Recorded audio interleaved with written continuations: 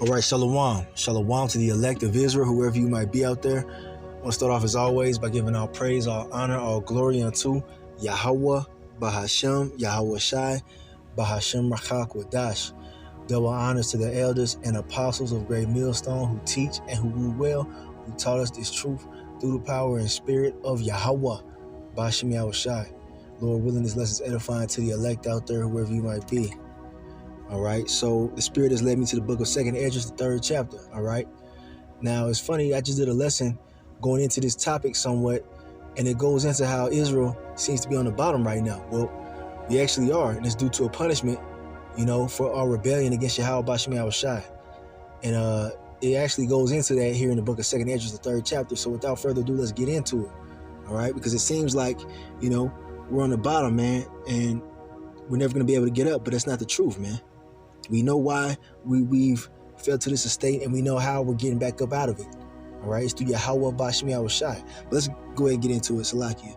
Verse 1, it says, in the 30th year after the ruin of the city, I was in Babylon and lay troubled upon my bed, and my thoughts came up over my heart. For I saw the desolation of Sion and the wealth of them that dwelt at Babylon. So Ezra was, he was looking at this, man. He was thinking and contemplating like, damn, man, our people are like on the fucking bottom, man. And look at these rich ass people here in Babylon, man. These heathens, man, just balling out of control. All right, Babylon was a very wealthy, rulership, man. The Babylonian rulership, man. Okay. But let's continue on. It says, verse 3, and my spirit was sore moved, so that I began to speak words full of fear to the Most High, and said, O Yahweh, Bashem Yahweh Shai, who bearest rule, thou spakest at the beginning, when thou didst plant the earth, and that thyself alone, and commandest the people. So Ezra knew that the Lord was in control, all right? That's why he said, O Lord, who bearest rule, and gavest a body unto Adam without soul, which was the which was the workmanship of thine hands, and didst breathe into him the breath of life, and he was made living before thee. Now, what does that mean? The breath of life being the truth, man, the understanding, all right? The wisdom of Yahweh Bashem Yahweh Shai, that's likened into a breath of life, man, because we were dead out here. Though we were alive physically, we were dead spiritually, man. And the Lord breathed into us, man, and we came into the truth, all right? So he gave Adam the rundown of how things should be, okay? And thou leadest him into paradise, which thy right hand had planted before ever the earth came forward. And unto him thou gavest commandment to love thy way, which he transgressed, and immediately thou appointest death in him and in his generations, of whom came nations, tribes, people, and kindreds out of number. All right, because Adam, he listened to his wife Eve, all right, and he partook of the philosophies of the heathen round about them, all right. That's what it means by eating of that forbidden fruit, man. Not an actual apple like the Christian church tells people, man. How we grew up thinking, man, people always talk about Adam and Eve, they bit the apple. Nah, man, it never said it was an apple. It said the forbidden fruit, okay, which was symbolic to the ideologies and philosophies of the people that are around about them, man. All right, the Lord gave his people a chosen way to live, man. He gave it to the Adamites, man. He gave it to Adam. All right, but he transgressed, right? Verse 8, and every people walked after their own will and did wonderful things before thee, and despised thy commandments. All right, and that's what's going on now, man. That's what's happening right now in today's day and age, man. Here it is, we have the understanding of how we're supposed to live, but people are walking in their own ways, man. YOLO, they want to do what they want to do, man. That's pretty much how death came into the earth, man. We're not supposed to die, man. Death, all right, is the result of sin, as it tells you in Romans 6:23. The reason why we die, get diseases and all that shit is because of us going off from the commandment, man. Okay, it started with Adam. All right. And it says, and again, in process of time, thou broughtest the flood upon those that dwell in the world and destroyest them. And guess what? A new flood is coming. Except it's going to be a flood of fire. All right, in the midst of World War III. The second death, as it's called. The first death was the flood, man. And why did the flood come? Because of the rebellion of the people of the earth, man. And he saved only Noah and his family, man. 8 souls. The Lord ain't playing, man. That judgment is going to be worse than the flood, and it's coming. All right? Because people want to rebel against Yahweh Bashem Yahushai. And it came to pass in every of them that as death was to Adam, so was the flood to these. Nevertheless, one of them thou leftest, namely Noah, oh, there it is right there, with his household, of whom came all righteous men. Meaning through the seed line of Shem. All right? Because Noah had 2 sons. He had Ham and Japheth. But the righteous seed came through Shem, all the way down to Abraham, down to Isaac, and then unto Jacob. All right, which are the Israelites, man. The seed of Jacob are the Israelites. It's to whom the promises were made to, man. Through Abraham, Isaac, and then Jacob. Now, it says right here in verse, Salaki, let's finish this off. And it happened that when they that dwelt upon the earth began to multiply and had gotten them many children and were a great people, they began again to be more ungodly than the first. All right, so sin was, corrupting the people of the earth, man. All right. Now, when they lived so wickedly before thee, thou didst choose thee a man from among them whose name was Abraham. All right. The Lord's friend. He calls him his friend. All right.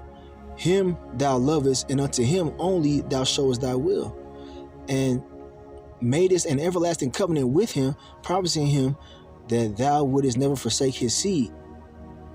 And unto him thou gavest Isaac. See, there you go. And unto Isaac thou gavest Jacob and Esau. As for Jacob, thou didst choose him to thee, and put by Esau, meaning he kind of cast Esau away. The Edomites, man, they don't have the blessings that the Israelites have, man. They're not, given the promises of the kingdom and immortality. They're promised slavery and then extermination. But anyway, it says, and so Jacob became a great multitude. Jacob being the 12 tribes of Israel, man. And there's a great number of Israelites throughout all the earth, man. It says Israel is like the sand of the sea. Israelites everywhere, on every continent, man, there's Israelites, man. Okay? And it came to, and that's a promise that he made to Abraham, that his seed would be great. And it's true. And it came to pass that when thou leadest his seed out of Egypt, thou broughtest them up to Mount Sinai. Talking about the Israelites. Okay? And bowing the heavens, thou didst set fast the earth, movest the whole world, and madest the depths to tremble, and troublest the men of that age. Okay? And it says here, because I know, when the Lord, was visiting with Moses through his angel, on the top of Mount Sinai, it was making the earth to tremble, man. It was a very miraculous sight, man. A very frightful thing, man. There was lightnings and thunderings cast out, and people were scared, man. They said, hey, Moses, we don't want to speak to the Lord, man. You speak to him, because it was that terrible. The Lord, came down in a chariot and dwelt on top of that mountain, man, and spoke, with Moses through his angel, man. All right. And yet tookest thou not away from them a wicked heart, that thy law might bring forth fruit in them. Because we're still corrupted, man. We weren't perfected as of yet, man. We're going to be perfected when we enter into the second covenant, man. There was still sin moving. That's why we had to have, the priests do sacrifices for sin, according to the law, because we were not made perfect. And we still aren't, all right? We're waiting for that change, okay? For the first Adam, all right, bearing a wicked heart, transgressed and was overcome. And so be all they that are born of him. And that's where we are, man. All right, we're all going off, we're not perfected because, the first Adam sinned and we all came of Adam, right? But check it out. It says the first Adam. Who do you think the second Adam is? The second Adam is Yahweh Shai, man. All right. You see? Adam was the beginning, man, and Yahweh Shai is going to be the beginning of this new, completely righteous kingdom, man. This righteous rulership that's going to be established on the earth, man, underneath the second covenant. All right, he messed up as Adam, but he came back as Yahweh Shai and got it correct. All right. So it says, thus infirmity was made permanent, and the law also in the heart of the people with the malignity of the root, so that the good departed away and the evil abode still. So the times passed away, and the years were brought to an end. Then didst thou raise thee up a servant called David, whom thou commandest to build a city unto thy name, and to offer incense and oblations unto thee therein. And David was considered a man of the Most High's own heart. You know, he was beloved. The name David means beloved. When this was done many years, then they that inhabited the city forsook thee, and in all things did even as Adam and all his generations had done, for they also had a wicked heart. You see, nobody, is without sin. Okay, we all fall short of the glory of Yahweh Shem Shai. All right, due to this wicked flesh that we're in. Let's get that really quick. All right, Romans 3 and verse 23. For all have sinned and come short of the glory of the Most High. See, there you go. If somebody tell you that they ain't sinned, they lying to you, man. All right, we've all sinned and fallen short of the glory of Yahweh Shem Shai. All right, and that's why we die to this day, man. All right, when you transgress the laws of Yahweh Shem Shai, that incites death, man. All right. Here's another precept on that. The book of Ecclesiastes, chapter 7 and verse 20. For there is not a just man upon earth that doeth good and sinneth not. All right. Except for Yahweh Shai, man. He didn't sin when he was on the earth, man. When he came as Yahweh Shai. He did when he was here as Adam. All right. He did when he came back as Isaac, and he did when he came back as Solomon, King Solomon. That was also Yahweh Shai in the previous incarnation, if you can receive it. Okay. And he got it right when he came as Yahweh Shai, man. And that's why we're able to enter into the second covenant, because he overcame sin in the flesh and he overcame death. And through him, we're going to do the same. All right. He put an end to this cycle of death, man, that we obtain through sin. We're going to be made perfect, man. It tells you that in 1 Corinthians chapter 15, man. In the twinkling of an eye, we're going to be changed, man. Okay. New bodies, not able to sin. That's the second covenant. It's going to give us immortality, man. And many blessings, okay? All right, continuing on to 2 Esdras, the 3rd chapter. Let's go back. Let's go to the next verse, which is verse 27. And so thou gavest thy city over into the hands of thy enemies. All right. And that's what happened, man. Jerusalem, man, had been overtaken. You know what I'm saying? Our, temples have been torn down by these heathens and whatnot. And we've been cast down underneath the heathen because of our sin, man. And the Lord gave it over to the heathen, man, because he's in control of all things. All right. And it says, are their deeds then any better that inhabit Babylon, that they should therefore have the dominion over Sion? So Ezra, he's inquiring about these heathens ruling over us, man. And we're the Lord's chosen people. All right. It tells you that in Deuteronomy 7 and 6. For when I came thither and had seen impieties without number, then my soul saw many evildoers in this 30th year, so that my heart failed me. And we see that happening now, man. Everybody's damn near fucking wicked, man. Now, we're not perfect, but the hopeful elect, we're trying, man. All right.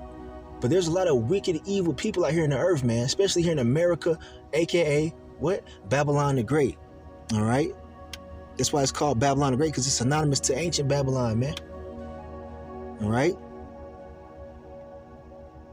For I have seen how thou sufferest them sinning, and hast spared wicked doers, and hast destroyed thy people, and hast preserved thine enemies, and hast not signified it. So he's asking, like, Lord, these are your enemies, man.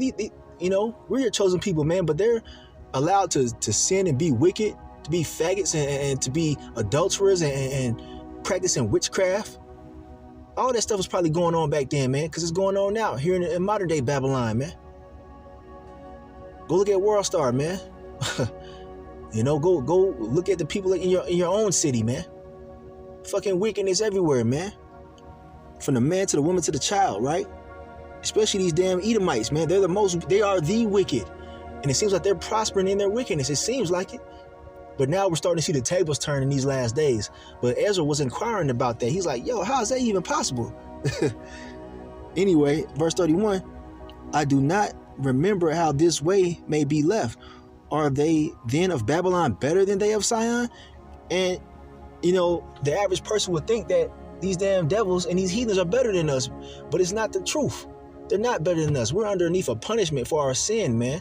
The Lord put these heathens above us, man. They're not better than the Israelites, you so-called Negroes, Latinos, Native Americans, and Seminole Indians. All right? This is a punishment, man. All right? And they're not getting away with all their shit. They're getting ready to pay for all their wickedness. Verse 32. Or is there any other people that know of thee beside Israel?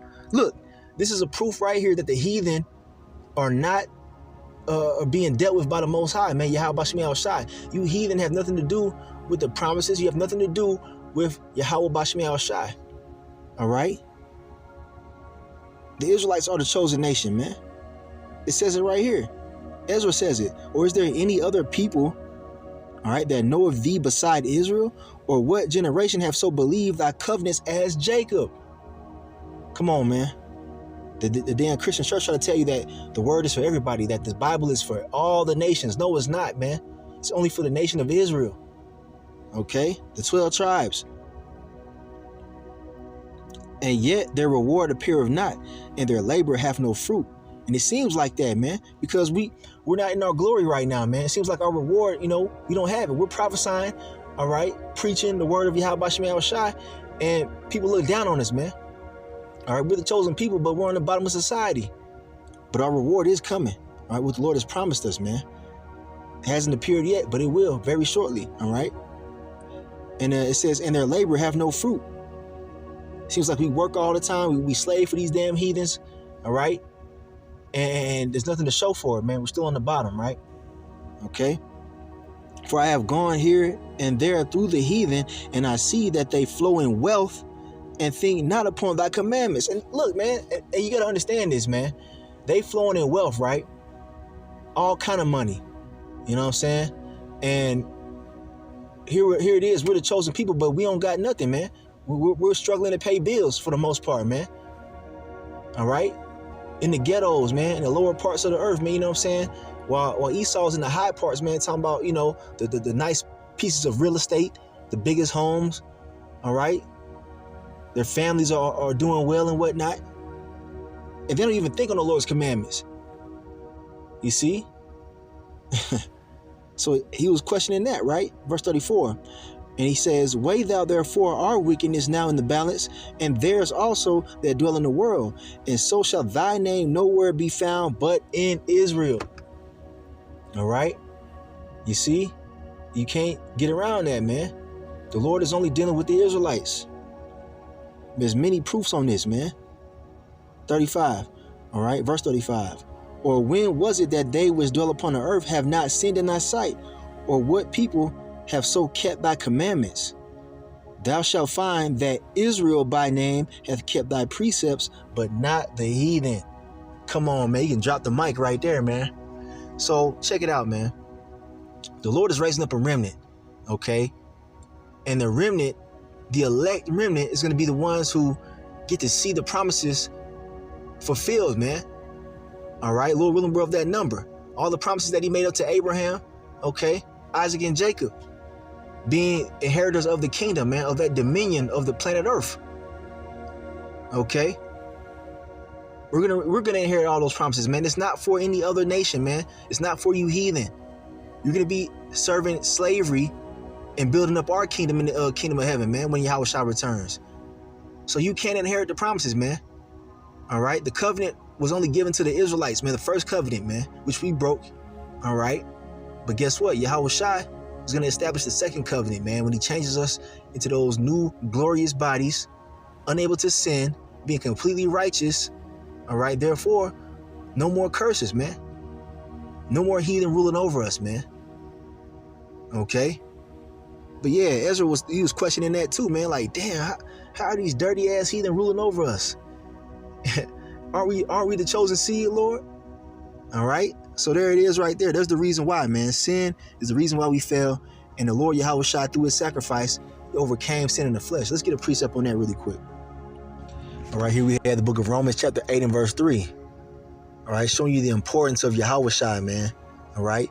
For what the law could not do, in that it was weak through the flesh, all right, The Most High sending his own son in the likeness of sinful flesh, and for sin condemned sin in the flesh. Do you know how great a feat that is, man? You know how it is to be in this flesh, man. You know, you got wicked thoughts. You know, people, you know, you be going off, man, you know, and falling short of the glory. Well, Yahweh Shai didn't fall short. He came in the same flesh that we're in and overcame that shit, man. That's how powerful his spirit is, man. And guess what? Yahweh Shai, man, he's the only way to the promises, man. He's the only way that we, you know, have to escape dying forever, man. Having that perpetual stain of sin on us, man. You know what I'm saying? The Lord, through Yahweh Shai, he's able to cleanse us of that sin by giving us those new bodies, man. Because he said it that he would. All right? So he's going to put in us a new heart of flesh, man. He's going to remove the stony heart, man, which is subject to sin, which is subject to death. Okay? It's through Yahweh Shai's sacrifice that we're able to even enter into that second covenant, man. If not, we always be getting punished and having the heathen ruling over us, man. Yahweh Shai, he's the champion of Israel, man. The son of Yahweh, man. So all you talking about, you don't got to worship Yahweh Shai, man. You better think twice. All right? You better think twice, man. All right? If it wasn't for Yahweh Shai, we'd be through as a nation, man. So, yeah, I'm going to end it right there. Just wanted to do a quick lesson on this, man. I was reading and, you know, it sparked my interest, man. And Lord willing, this was edifying and eye-opening to you hopeful elect out there, man, who are learning, all right? So, yeah, our time is coming, man. The Lord's finna take all these curses and put it on the heathen. Matter of fact, let's get there really quick before I close it. Hold on. All right, here we have Deuteronomy chapter 30, and I'm going to start at verse 6. And it says, "And the Lord Yahweh, Bahashem Yahweh Shai, thy power will circumcise thine heart," meaning your mind, all right?